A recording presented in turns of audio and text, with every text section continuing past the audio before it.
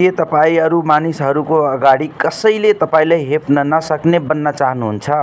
यदि चाहनुहुन्छ भने यो मेरो 1 मिनेटको भिडियो अवश्य हेर्नुहोला। नम्बर 1, अरूसित कुरा गर्दा आँखामा आँखा जुदाएर कुरा गर्नुहोला, अनि त्यो मान्छे तपाईसित सोच विचार पुर्याई कुरा गर्छ।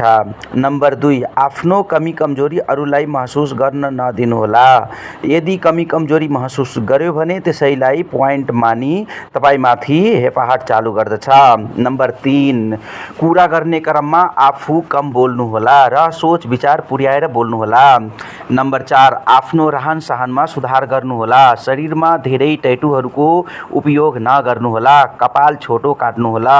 लागू औषध नप्रयोग गर्नुहोला। अरूबाट लेनदेनको क्रम घटाउने प्रयास गर्नुहोला।